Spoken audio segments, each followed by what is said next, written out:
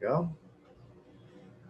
All right, so I'm just going to give everybody 2 more minutes to hop on. And if we don't have anybody hop on today, we can just kind of plow through and hit up some of the hot spots. So I'll just give everybody a few minutes, and then we'll go from there.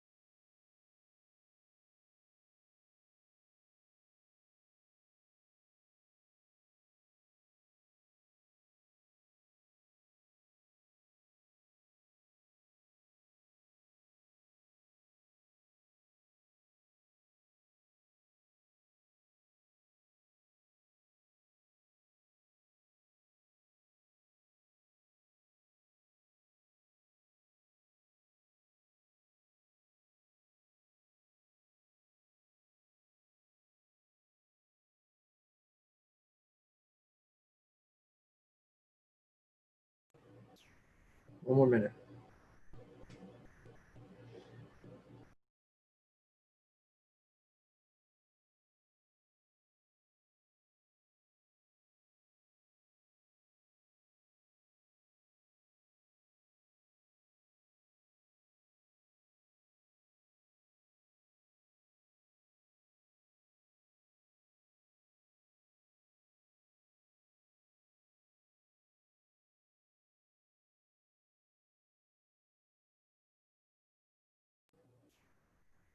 All right, so let's get started and start recording something. So I unmuted you.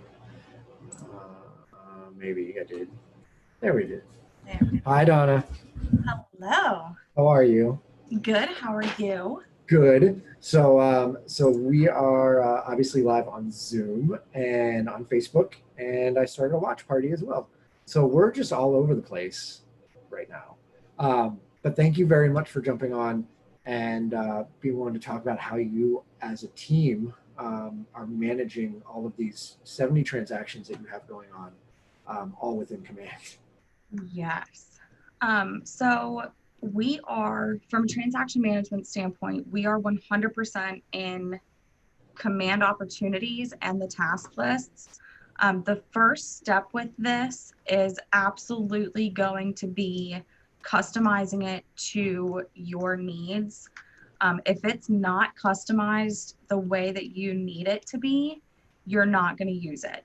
So when you say customize, are you talking about the opportunities, the stages, and Yes. the opportunities? Yep. So I know the way a lot of teams work, they mirror .loop and their Dropbox. We're not using Dropbox anymore. We're strictly in Command and .loop. So our opportunity stages match exactly what our .loop stages are. So each of our folders match that. So you know if you see a .loop folder that says title and finance, then that's exactly where your opportunity's at as well. And then within each opportunity, we have the checklists for every little thing that needs to be done. Contractual items, just tasks during that phase. On a team, most of the teams run where once they're under contract, it comes to the admin or myself, and the agents kind of step back. So our biggest goal on our team is if I'm out for the day or I go on vacation, any single person can jump in and do this job, know exactly where their files are, know everything, even without me giving them any kind of update. So we have a lot of those details in there. That way everyone's on the same page.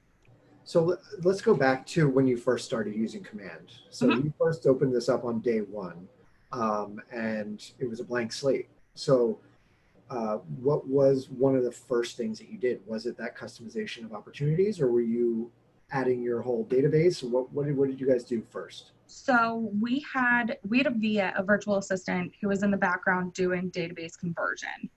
My biggest thing was to figure out how to manage a transaction in Command and make it streamlined and simple to use. So I went first things first on the customization. I looked at what was on, how they had it categorized individually. I know the office sent out a bunch of material on this is what other people are using, these are their steps. So I kind of took bits and pieces of what we were already doing, what information we were provided, and collaborated with other teams on what each stage looked like. So I created a spreadsheet first of these are the stages I want, and these are the tasks associated within those stages. And I uploaded them into the opportunities section. That list only lasted for maybe 2 weeks before I tweaked it. So it's definitely also a work in progress. You don't expect to get it right on the first try. You're gonna want to tweak it as you go through it. Jordan and I made tweaks to it today, and we've been in here for 2 months now. So it's definitely something that it's constantly evolving as your team is growing or as you as an individual agent are growing. It's something that you want to make sure is consistent across the board and you follow it. And if you follow it, you can manage 70 transactions and nothing's going to go wrong. Yeah, I think that's a really important point you made. So thank you. But like, I don't think command is ever going to be a set it and forget it type of thing. If you want it to work for you, you're going to have to baby it a little bit. You're going to have to correct on again. So yeah, that's a really good point. Are you comfortable sharing kind of the view that you guys have within opportunities, so they can get an idea of what you're talking about when you say customizing the stages within an opportunity, so to kind of show people what exactly you're referring to? Yeah, absolutely. So I want desktop one. Here we go. All right. So with this, when you log into command and you get into your opportunities stage, we have it, like everyone else, broken down into listings and buyers. These stages, the cultivate, appointment, active, and under contract and close, those are set. You can't change those right now. But once you go into one of these, this is where you can customize it. So ours read just under inspections, title and financing, clear to close. And then we have a closeout process that we do the same the day of settlement. So we have a closed section in the under contract because that works better for us than putting it in closed. Once it's in the closed category up here, we know it's done and everything's done. So these tabs, the just under, inspections, title, and clear to close, they are the ones that are most customizable and most important to use the way you need them to be. And within those, that's where we have our task list. So some of these, as you can see, are contractual. Title delivery due, first earnest money deposit due, those kind of things. We put the contractuals in here, but there's also just the tasks. Add it to our agenda so the entire team knows where we're at. Add the dates to the CRM. Send the welcome emails. Some of this stuff, yes, you do it every day. Do I need a reminder to put the dates in the CRM? No. But if I wasn't here today and Jeff, you sat in my seat and one went under contract, you're not going to have to ask any questions because it's all right here. And that was one of our biggest priorities is if it gets done, put it on the checklist. Worst case scenario, you have to check it off. Oh, darn. So that was our biggest thing. We have a customer facing sheet that we put all this data on. So when you first go under contract, we have all of these typed out. So here are all of your contractual dates that are in the agreement of sale. So we print this out, we have this in front of us, and then as soon as we go into command, you can click through your phases and just go in and assign them as they go down the list. So ours reads straight down that customer facing list and straight across the phases. With this, for it to show up on your task list, which is the first thing I check when I come in, you have to assign it to a person and you have to assign a date to it. So not all of these get assigned because I don't need them all on my task list. I know that they need done and I can come back into the phase at the end of the day. But if it's all of my deadlines, go to my tasks and I check them at the beginning of every day. So let's say this, this one here was a contractual date. You would have to assign this to whatever agent on your team or to yourself if you're an independent agent. So you'd have to assign it and put the date. As soon as you do that, it shows up on your task list, and that's what you need to look at every day. That is what is key so you don't miss anything. So if you check it off in here, it will check it off on your task list. If you check it off on your task list, it will check it off in here. So that's kind of where it's really what your preference is. For a while, I was utilizing everything in these phases. I could come through and say, okay, well, there's 0 out of 13 checked here. What didn't get done? And we would know. Or there's, 9 out of 13. Okay, so we're just about finished. And you can come in here, see exactly what needs done.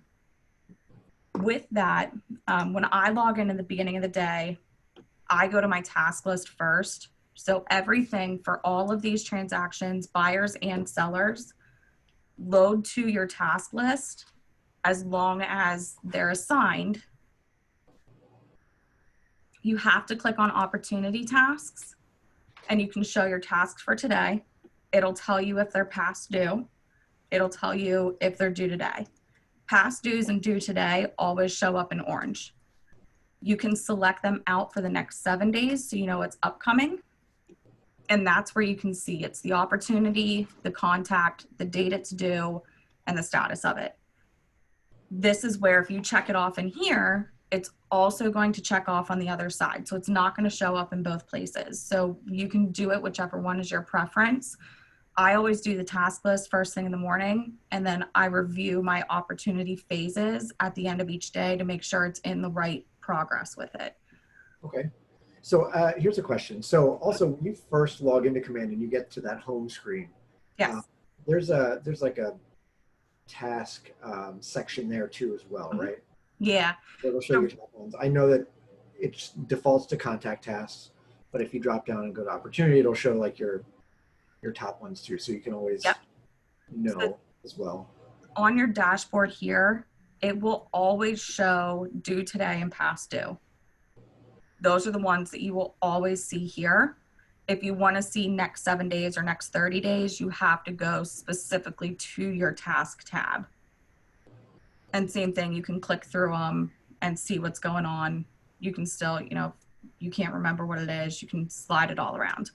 But the biggest thing is, following your tasks, setting them up, and making sure that it works for you and that you actually look at it. I mean, that's the biggest thing, is setting it up and following it. Great. So do you also use the Kelly app at all in tandem with this? We do. So for teams, and it's not as much with independent agents, but for teams, whenever we're in whenever you're in the opportunity, there's a discussion section. When I need to update them with anything, you can add whatever agent.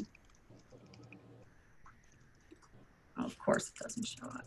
So if you add that agent, they automatically get a Kelly notification that there's been an update or they've been tagged in anything.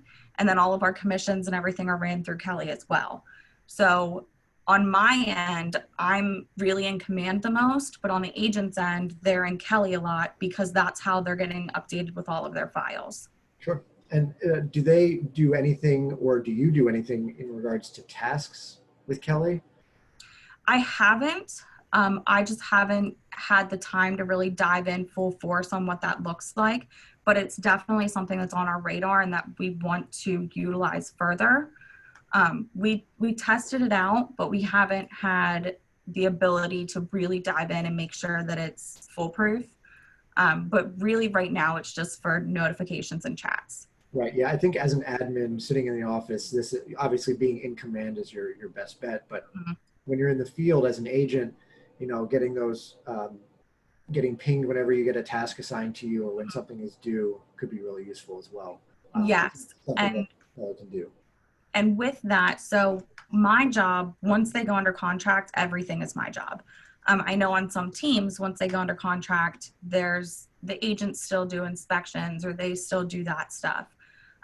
Anything that needs assigned to an agent, you just assign it to them in this section. So I can go through, assign it to Carrie, set the due date, and he'll get a notification from the Kelly app that he was assigned a task, and it will show up in his task list just as it does mine. If it's something for teams where you want to assign it to an agent, but you also want to know about it, I would list it in here twice.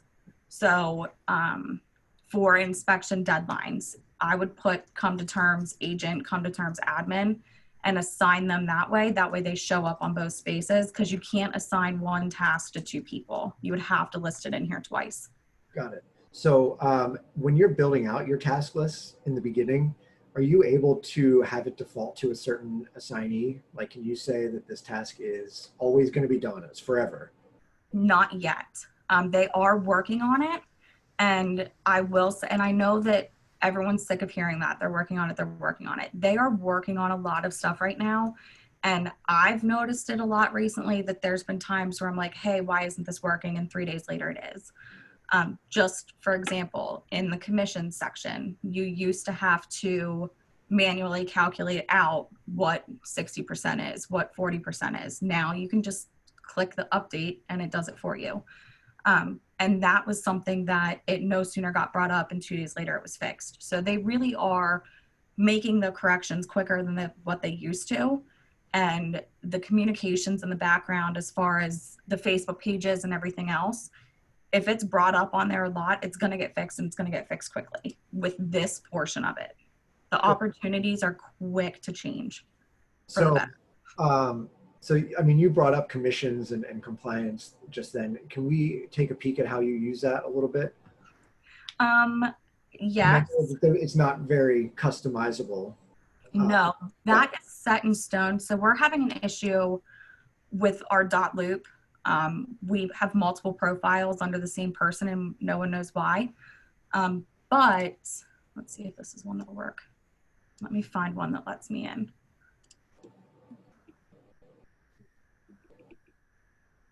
I'm trying to think which one. Maple should let me do it. And for everybody who's watching, I am going to allow a couple minutes at the end to ask Dawna some questions if you have any, or feel free to throw them in the chat as well. Because we have a good group on right now, except for Dave Ash. We could get rid of Dave. He'll just walk into my office and hang out in the background. What the hell? I didn't say a word. So with documents, we're syncing all of the documents at the end. So it is the best to do the attach multiple files and then go into dot loop. If they're categorized, so again, ours are categorized to match our stages. If they're categorized, you can just come in here and it tells you what folder it is. So you can come in and say, okay, it's in the title and finance. Cool, it's going to be there. It's in your initial buyer docs. It's going to be one of the initial consultations. So we go through and we add everything at the end, but if you click the multiple, let's go into under contract, that'll be easier. If you click attach multiple files, you can just click on dot loop and put everything in here all in one spot. We would like to get to a point where you're doing that immediately versus at the end. I need to get caught up on a couple files first. So that's on our September list. Yeah. But you don't have any spare time? Not right now. I don't know where it went. I lost it. So all of that, it's in dot loop, but we don't put it in here until the very end currently. Commissions get done right away. So they have to be logged in here and you can just add another agent. So with this one, I don't think I have any that aren't submitted, but with this one, it's just as simple as breaking everything down. For your additional commission, you just add it as a bonus and it just gets added right into here. One of the biggest misconceptions that I've seen across the board is submitting it. You don't just put your commission in here. You have to submit it as well. And you have to submit it at the beginning, not the very end. If you wait to submit it, then it looks like to the office that you have no sales. So that's one of the things that we weren't doing. We weren't submitting anything until closing day. And then it was brought to our attention that these need submitted at the same time that you would have submitted a green sheet, which is immediately after going under contract. So these, at first, it was a little tedious. This one might not have been saved yet. Hold on. But now it's on our upfront document. We have those numbers as well. So it's simple just to put the people in and go through it. Yeah, this one was submitted already as well. Okay. But it's just, you have to click the add another agent and it just goes right through. Let me find one. Bear with me. I got everything caught up before I hopped on here. I should have left one. While she's going through that, does anybody have any questions about anything that you've been seeing yet, or any sort of best practices that they have been using as a team within Command?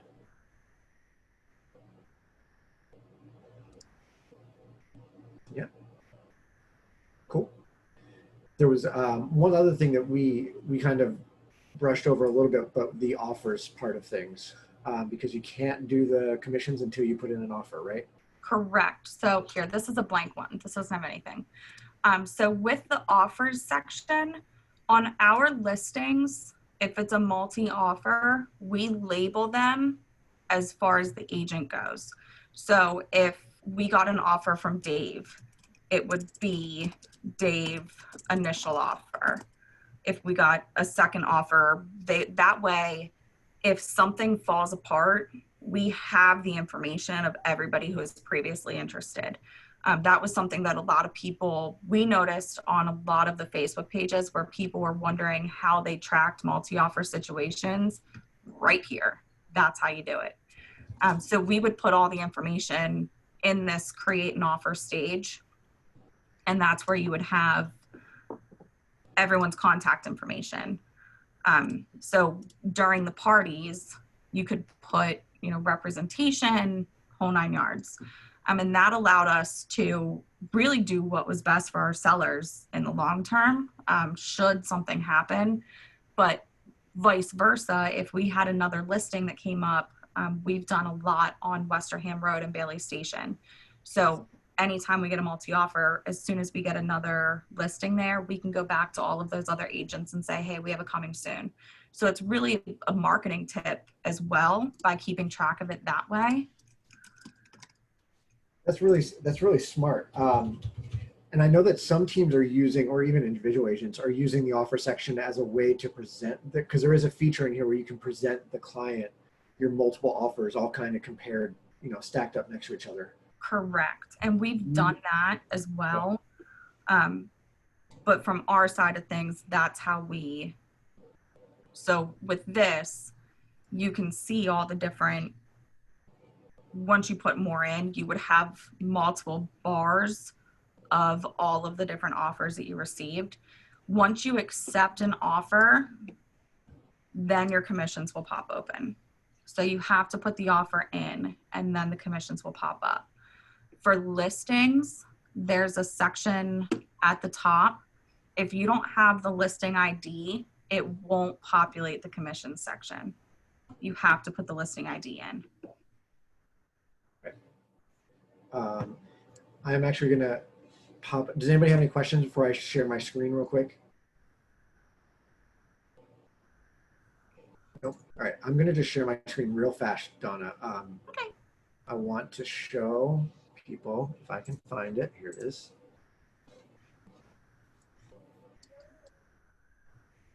Can you see that by any chance? Yep. Are you seeing the share offers? Yeah? No? Nope. No? I'm seeing agent payment. All right. We're doing a great job here. All right, I'm just going to stop sharing. there is actually a really cool feature that will really show the multiple offers to your client. You can download it, you can email it, you can do whatever you want, but it puts them all in columns right next to each other, so you can see the asking price, you can see what the commission split would be, whatever you put in, it'll all be compared with each other. Some people use it, some people don't, but it's there. Sorry, so I didn't mean to jump on you, but I know that we have a hard stop at 3. So I wanted to make sure that we set up a few minutes just for some Q&A. Does anybody have any questions for Dawna? Best practices, what you feel your biggest mistakes were when you first started with it? Like, what would you have done differently? Hey Dawna, do you know if, like when you're creating a contact, I've got, let's say 5 people on my team, I've created a lead source, Zillow, right? Or I've created a tag, newsletter. Yes. Or whatever. If one of my other agents logs in and tries to find that same tag, can they? Because I haven't tested it recently, but so that we're all using the same tags. Like As of a couple weeks ago, no. It was, unless it was a team lead, you can't search team leads or can't search individual agents' leads from a team profile. So it would have had to have been uploaded, assigned to the team. The searching the tags is hit or miss sometimes. I haven't messed with it in a little bit, but adding the tags, as long as that tag is added under the team. So when you're in your contacts and you select team, if it is a tag that is already in there, we have ours set to show up green, as in that's an MGG tag. It's been on multiple things. If you have to create a new tab, then it will show up white. And if multiples are showing up with that white tag, then we know that it needs added into the MGG custom tags. Oh, so you can add custom tags? Yeah. Maybe that's my real question. Yeah, so we have a custom tag list. We tag everybody by the year they bought, whether they bought or sold. Exactly. So it's year, buyer, seller, town. Are they on our popcorn list? Because we do popcorn every Christmas. So we're gonna invite them to a certain client event. Yep. Events, investors, all of first-time home buyers. We tag everybody that way, and you can set up custom team tags. So we have a list that we go through. So at the end of, once it's one of our closeout lists is update CRM tags, and you're updating it with those custom tags. If there's a unique tag that needs to go to them, we'll create a unique tag, but they'll still auto-populate when you start to type it. So if I want to create a tag called whatever, that I want all my members to see, what is the easiest way to do that? To go into command, select team, create a contact, add a tag, or do I got a custom tag somewhere? You can go create a contact, add the tag. Okay. Is the easiest way to do it. Okay. Got it. I'll give that a try. Searching by tags is still hit or miss. It's what I've found to be the best source is sort by tags versus search by tag. Because then at least all of anything that's tagged Downingtown shows up first. So that way you can see it that way. Okay. And then when, let's say for instance, I get a lead, I think this is a better lead for Colby. I put it in my command, I assign it to Colby. I can't assign him, is this true or false? I cannot assign him a task or a smart plan so that he's on a follow-up schedule now, since I'm like, this lead is better, it's new construction or an investor type. And I say, assign it to Colby, follow up every week. I cannot do that. I have to log in as him. Yeah, right. Okay. It's still the same. So Yeah. They're working on, from what I've seen, the team customized capabilities as far as updating how you do your smart features and how team rainmakers can adjust contact information. So right now we can only adjust the address if we're logged in as Matt, but we can only do it if it's assigned to the team. So if it's Dawna's lead assigned to Dawna, even Matt can't edit it. Yeah, I just assign everything to the team now so that I can see it. That's what we do as well. So everything is a team lead for us at this point. If it's an agent's SOI, it's tagged agent SOI, and we'll sort them out that way, just so I can edit it, because the last thing I want is for you to not get your birthday card because I have your old address. So that's why we're doing it that way. Once it gets fixed, which I'm told it's supposed to be within the next 2 to 3 weeks, that most of the team functionalities should be at a higher level, then maybe we'll change it. Maybe we won't, because it's working the way it is. So right now, I have like all my birthdays. Colby's has his birthday. All the people, right? You get all people. Yep. Everybody has. I have to log in as each individual person to see whose birthday is when, and I can't even sort by birthday. I have to sort through all my tasks to find the word birthday. You can sort it. You can sort it by birthday. Okay. I don't know how, but you can. I saw a almost called it a subreddit, like a sub conversation on one of the command Facebook pages that somebody is sorting them by birthday. I believe Erica was as well. We keep all of our birthdays on a separate list just in case also. So we have a master list that one of my tasks that I go through. As soon as we get the SSA signed, it goes on the birthday list. One of the closeout tasks is at the anniversary. So right now we're putting those on agent calendars and on the master list. So it just shows up yearly. So I'm actually looking at this CRM, the contact section. And there's a way you can customize which columns you're seeing. One of them is date of birth, which you'll be able to sort by. Wonderful. So if you want to give that a shot, that you should be able to in there. Okay, I'll take a look at that. And then There is also a birthday smart plan that's created already. Yeah, but that just gets mixed in with all the other tasks, and I gotta search for birthday. There's a lot of really great features for follow up. I just, there's a lot of not great features cool. that we're doing workarounds for, like Donna's with their Excel spreadsheet. Okay, thank you. Yeah, I just tried it by sort by birthday, and it did come up, and it looks fairly simple. Cool. It also made me realize we're missing my about feedback. I'm going to pretty sure that was my feedback that changed it. Yeah. It was. Instant gratification. All right, thanks. Yeah. Dawna, to respect your time, I know you have a lot to do. Thank you so much for jumping on and doing this. Of course. If anybody has any questions, feel free to reach out to probably not Dawna, she'll probably kill you. But you're welcome to give it a shot. But yeah, I'm around. Let me know if you need anything. If you guys need help getting the date of birth sort, just let me know. I can pop on and get it done for you. Absolutely. Jeff, they can always call me too if they have any problems. Dave's the tech guru. Dave will walk in my office and we'll get it answered for you. I know where you live. Yeah. Thanks, Thank you guys. Have a great day. Thank you very much. Thank you. Bye.